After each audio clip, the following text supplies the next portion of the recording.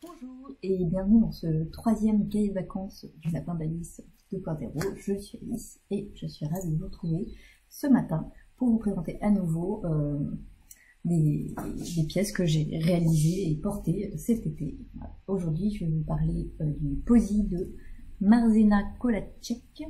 Vous écrirez tout en tricot que j'ai tricoté en test pour elle, et de la robe Colette de Fibermood que j'ai cousu pour cet été et que j'ai adoré porter.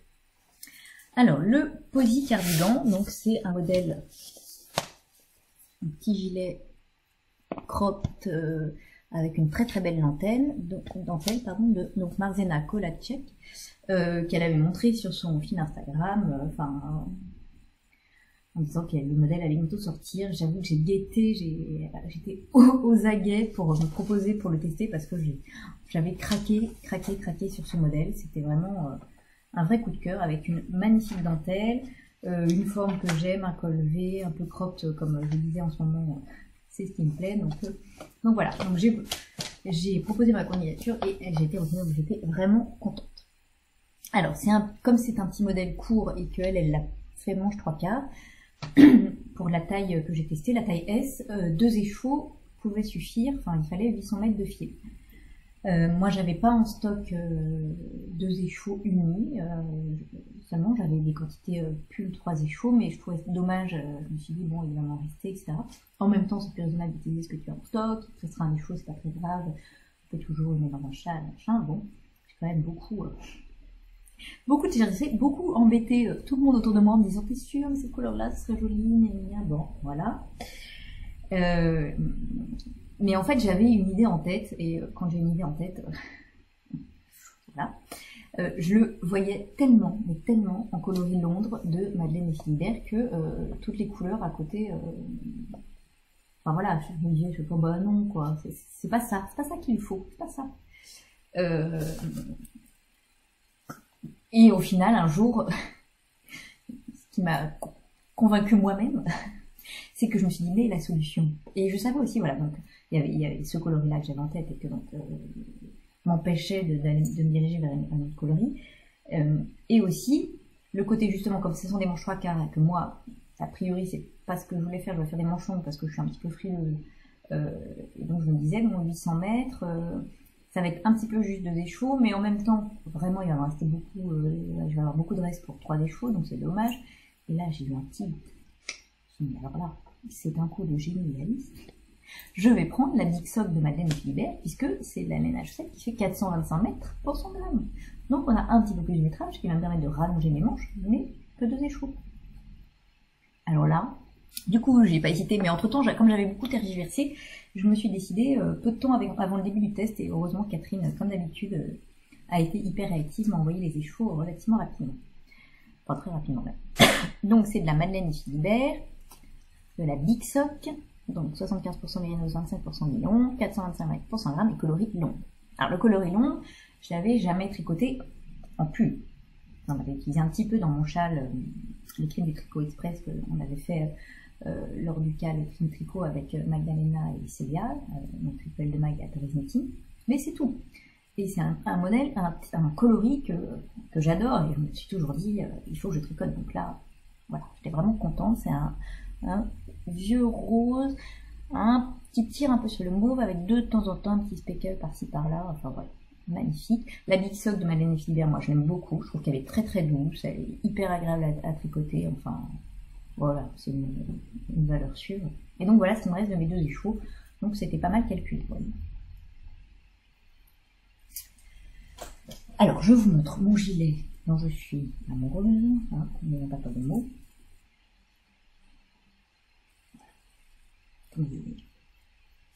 Il est magnifique. Donc ce coloris, comme je vous disais, un peu vieux rose avec des petits speckles de temps en temps, sublime. La forme du gilet, la dentelle,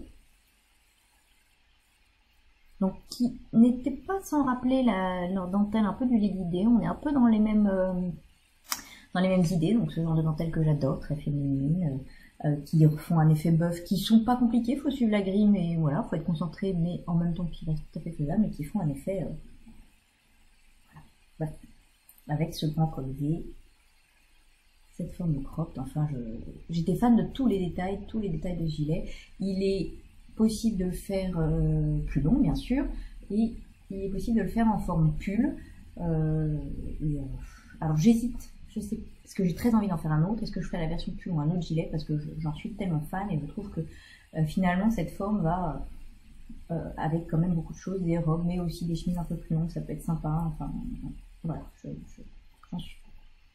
Alors, c'est un gilet on commence par tricoter un peu de... Oui, c'est ça, un petit bout de cette encolure là, qui sont des côtes et qui sont finies par une forme d'aïcorne, quoi. Un aïcorne tricoté à même. Voilà. Hop, on relève les mailles et on fait pareil de l'autre côté. Et puis ensuite, on vient relever les mailles pour tricoter, commencer le dos. Donc, oui, c'est un rectangle. Du coup, on relève les mailles là. On a des mailles, on monte des mailles un peu pour les épaules. Et puis on tricote le dos avec, en mettant cette dentelle. Très très joli. Et qui, du coup, c'est pareil, on a une grille de dentelle. Ça rythme beaucoup la chose, quoi. Ensuite, on vient relever les mailles sur l'épaule. Et on reprend les mailles, voilà, qu'on avait laissées en attente pour la bande d'encolure. Ce qui fait qu'on va venir faire la dentelle de l'épaule et la bande d'encolure en même temps, en faisant, vous voyez, des augmentations pour faire le col V. On a des plis d'augmentation. Donc on a le col qui se fait en même temps, ça c'est toujours sympa, enfin, ça évite de reprendre les mailles après, c'est pas le plus drôle. Donc on tricote la dentelle, le devant en faisant les augmentations, on continue donc toujours notre bande d'encolure en même temps. Et puis on fait la même longueur que le dos jusqu'aux emmanchures. Une fois qu'on est aux emmanchures, on remet tout le corps sur les aiguilles et on continue. Donc il nous reste encore un peu d'encolure parce que l'encolure est plus longue que l'emmanchure. Et puis on continue le corps tout droit, mais relativement peu hein, finalement. Et puis on va refaire à nouveau cette magnifique dentelle sur le bas du gilet. On finit par des côtes en 1, toujours en continuant la bande d'encolure en bas. Voilà, ensuite on vient relever les mailles pour les manches et des emmanchures marteau, quoi, donc il n'y a pas de rang raccourci du tout. On vient relever les mailles et on tricote les manches en faisant des diminutions. Donc moi j'ai fait plus de diminutions que prévu et plus long, donc j'ai fait des manches longues et pas des manches 3/4 parce que je préfère. On finit donc par des côtes là aussi. 1-1.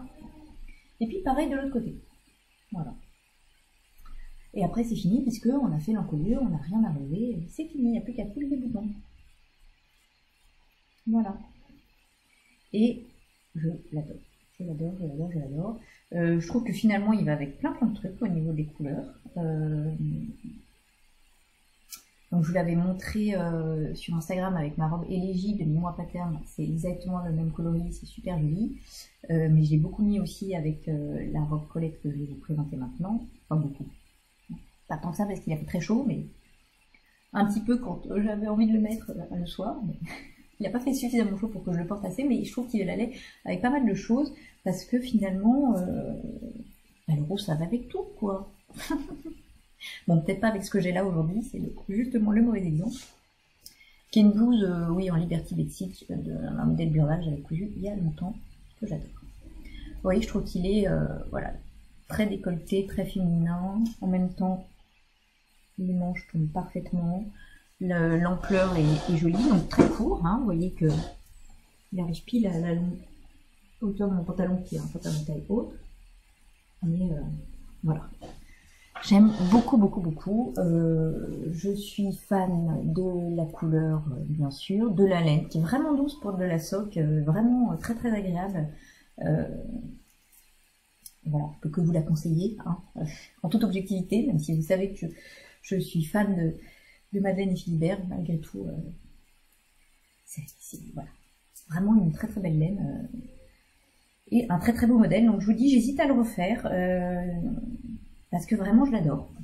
peut-être en une couleur un peu moins estivale et peut-être en remontant un petit peu le décolleté pour changer quand même, hein, mais vraiment il est super, je peux que vous le conseiller. 2 écheveaux là de Bitsoft, donc c'est un projet relativement rapide à faire, quoi. Ça c'est aussi sympa, c'est aussi sympa. Donc voilà, et donc je vous disais, ce petit gilet, je l'ai mis entre autres pas mal avec ma robe Colette de Fibermood, sur lequel j'avais là aussi craqué. Fibermood c'est un magazine, donc c'est ce magazine-là, la ligne de cet été. Je l'achète pas à chaque fois, d'ailleurs je n'en ai pas beaucoup parce que j'ai beaucoup de magazines à la maison, voilà. Donc voilà, mais là j'ai vraiment craqué sur cette robe Colette.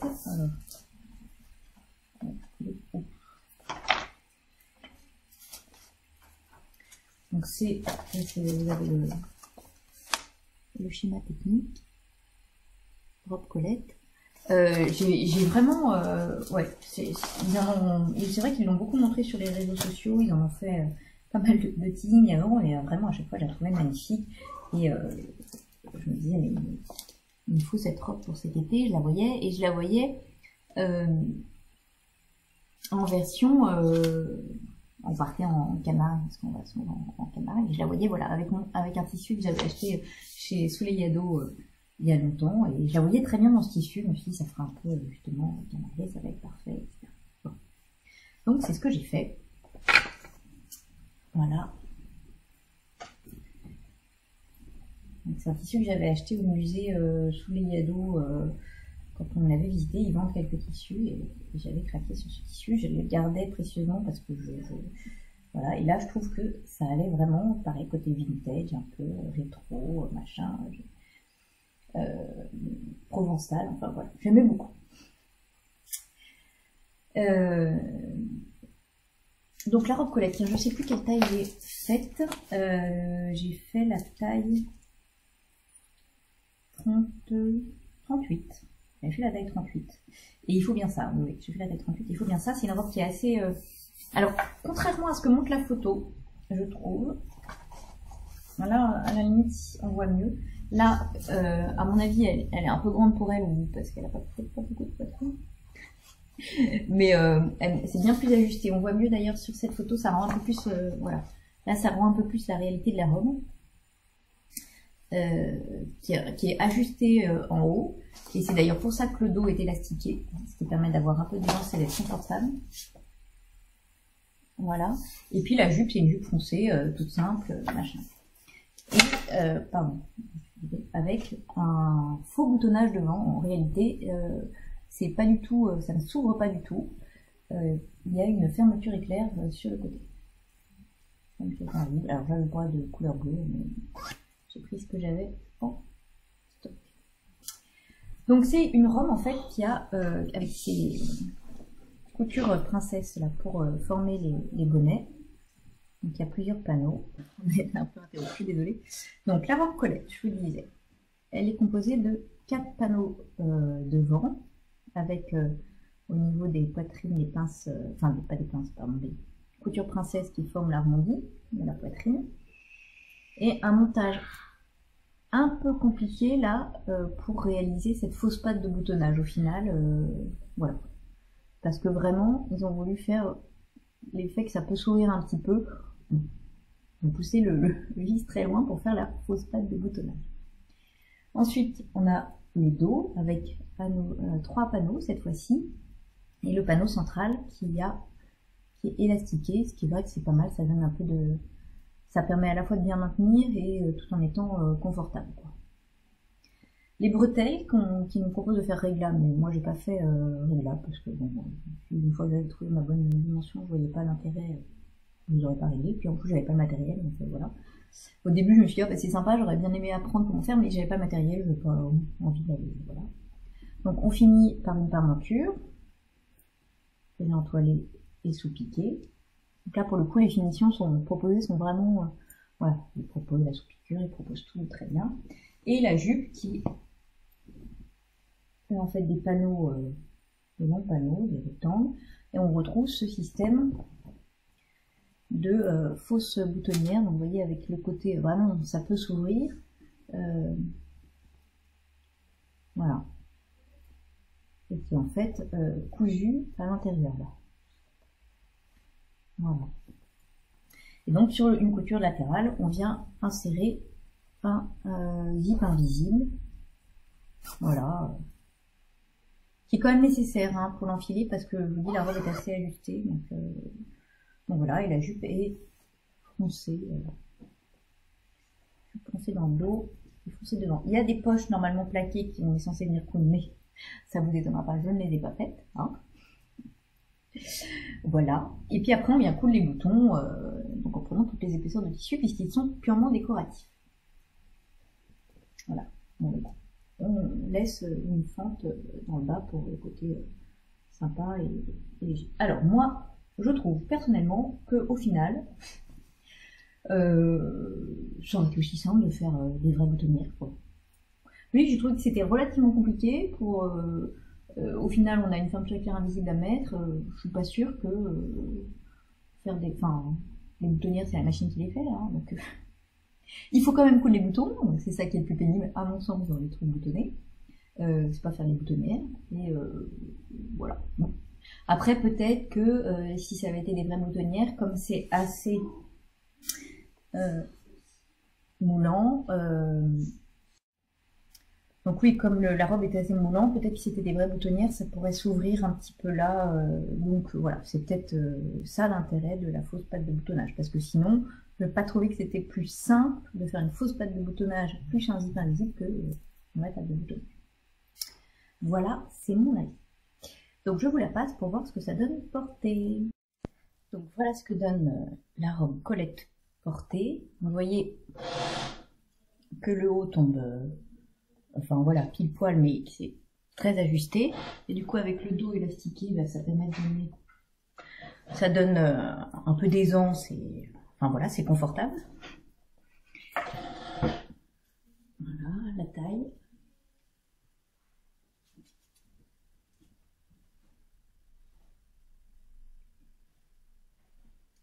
Voilà, donc je trouve qu'elle va très bien. Vous voyez qu'à la taille, il y a un petit peu d'aisance, mais pas trop. Et effectivement, peut-être que si la patte de boutonnage avait été... Là, c'est quand même bien ajusté. Oui, ça s'ouvrirait. Donc ça devrait être la raison de la fausse patte de boutonnage. Voilà, mais sinon je l'aime beaucoup. Je trouve qu'elle est très saillante. Voilà, j'étais vraiment contente. Et je trouve que ça allait très bien avec mon petit posy. Ça faisait une bien jolie tenue.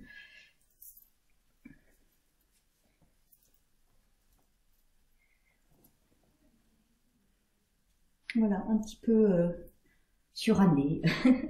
Donc voilà, j'aime beaucoup les deux. Alors je les ai finalement peu portés ensemble parce qu'il a fait, encore une fois, très chaud cet été. Mais là, pour la rentrée, je me dis que ça va être très bien aussi. Voilà, donc pour ce troisième cahier de vacances, troisième opus, on était parti dans le jardin rose, là, le thème d'aujourd'hui. Eh bien écoutez, merci d'avoir regardé ce petit épisode et à demain, au revoir. A bushy, bushy blonde hairdo, surfing USA.